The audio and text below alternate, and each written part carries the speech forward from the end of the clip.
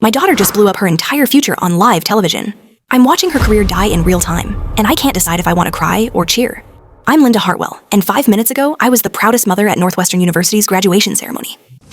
Now, I'm watching my daughter Olivia destroy everything she's worked for, and somehow, I've never loved her more. It started when Olivia stepped up to the podium as valedictorian. 24 years old, top of her journalism master's program, job offer at the Chicago Sun-Times already in her pocket. She looked out at 2,000 people and smiled that crooked smile she's had since she was 7. Fellow graduates, family, faculty, she said, her voice steady through the sound system. Today, we celebrate not just our academic achievements, but our commitment to truth, to integrity, to the sacred duty of journalists, to illuminate darkness wherever we find it. I had my phone ready to record every word. Dave, my ex-husband, was sitting 3 rows ahead with his new wife, probably planning to post this all over Facebook to show his friends how successful our daughter was. Which is why, Olivia continued, her hands gripping the podium. I have to tell you about the story I've been investigating for the past 3 months. A story about corruption, about abuse of power, about how this very institution has been covering up financial fraud for over 2 years. The auditorium went dead quiet. My heart stopped. Northwestern University has been systematically embezzling federal research grants. Money meant for cancer research, for educational programs, for student aid has been diverted into private accounts controlled by senior administrators. I dropped my phone. Around me, other parents started murmuring, confused. University officials in the front row were frantically whispering to each other. I have documentation, Olivia said, her voice steady but her hands shaking slightly, showing that over $3.2 million in federal grants has been stolen over the past 24 months. I have emails between administrators discussing how to hide these transactions. I have bank records showing where this money actually went. This wasn't happening. My practical, careful daughter, who always colored inside the lines, who never even got a detention in high school, was committing career suicide on stage. Dean Phillips, Olivia said, looking directly at a man in the front row, used $400,000 in research funds to buy a vacation home in Aspen. Vice Provost Morrison diverted student aid money to pay for his daughter's private school tuition. Financial Director Reynolds has been running what can only be described as a personal slush fund. The auditorium erupted. People were shouting, administrators were standing up, trying to wave Olivia away from the microphone. But she kept talking. I know what you're thinking, she said, raising her voice over the commotion, looking directly at me. This is my graduation. Why would I destroy this moment, destroy my future prospects? To expose this now? Security guards started moving toward the stage, but Olivia's voice carried without amplification. Because 3 weeks ago, I discovered that my own scholarship, the full ride that made it possible for me to attend this program, was funded with stolen federal grant money. Every dollar of my education for the past 2 years came from funds that were meant to help low-income students who never got the chance I did. My chest tightened. Olivia's scholarship had been our miracle. When she got accepted to Northwestern with full funding, we'd celebrated for weeks. No student loans, no financial stress, just pure merit-based achievement. Except it wasn't merit, it was theft. I could have stayed quiet, Olivia continued as security guards reached the base of the stage steps. I could have accepted my degree, graduated with honors, started my career at the Chicago Sun-Times with the job offer I received last month. But how could I call myself a journalist if I'd covered up the biggest story I'd ever uncovered? The Chicago Sun-Times job offer. I hadn't known about that. Olivia was already set up for success, and she was throwing it all away. So here's what's going to happen, she said, pulling a flash drive out of her pocket. Tomorrow morning, the full story will be published simultaneously in the Chicago Tribune, the Washington Post, and the Chronicle of Higher Education. All the documentation, all the evidence, everything. University officials were shouting now, trying to cut the microphone, but Olivia's voice carried across the auditorium. And tonight, she said, I'm returning my diploma.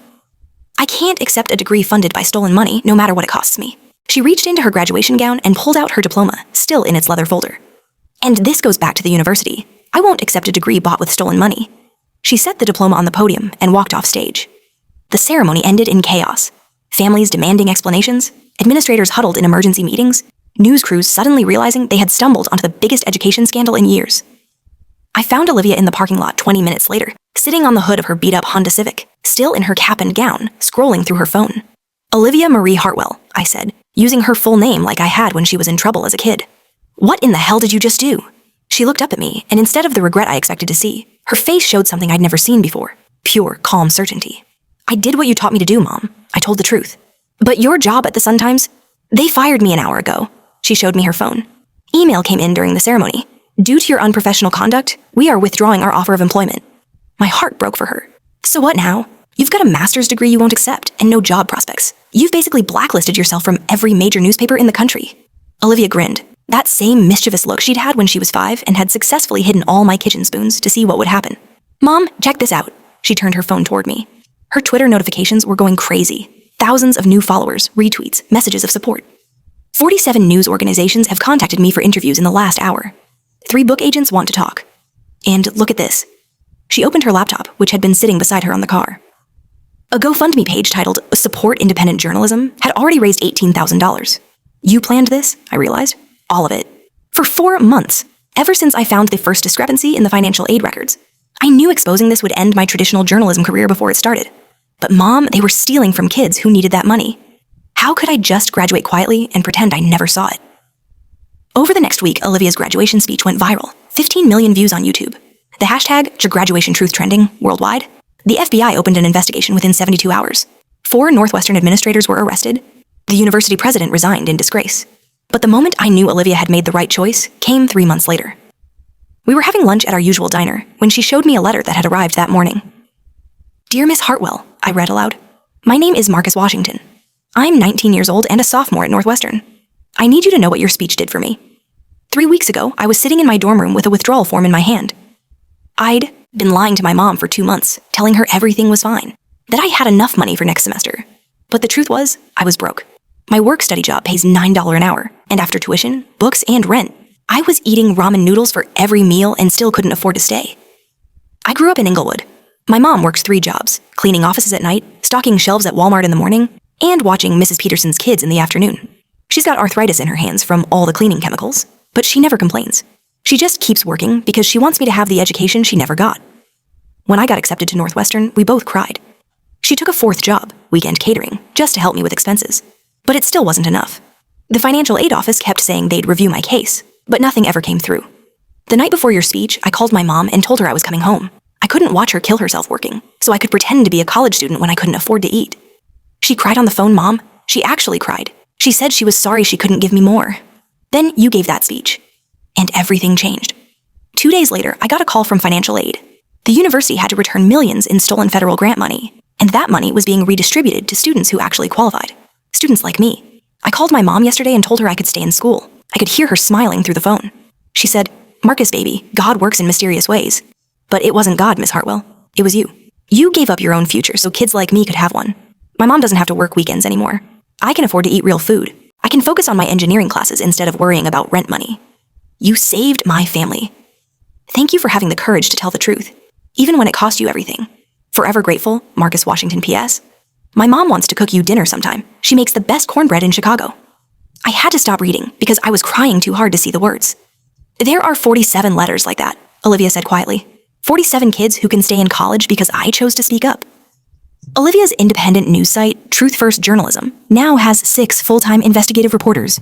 She's broken stories about corruption in 3 different states, helped convict 2 dirty politicians, and exposed a charity fraud that stole money meant for homeless veterans. Last month, the Chicago Tribune offered her the investigative editor position with her own team and complete editorial control. She turned them down. "I like being my own boss," she told me. "And I like knowing that every story we publish is because it matters, not because it'll get clicks or please advertisers." The Northwestern Journalism Building now has a plaque dedicated to students who choose integrity over opportunity. Olivia's graduation speech is shown to every incoming journalism student as an example of what the profession truly means. Sometimes people ask me if I'm proud of my daughter for sacrificing her safe career path. I tell them she didn't sacrifice anything. She just chose to build something better than what was being offered to her. And when Olivia doubts herself, which she does, because even heroes have bad days, I remind her of Marcus Washington and those 46 other letters. I remind her that real success isn't measured by the size of your paycheck or the prestige of your employer. It's measured by the number of people whose lives are better because you had the courage to do what was right. Even when it cost you everything, especially when it cost you everything.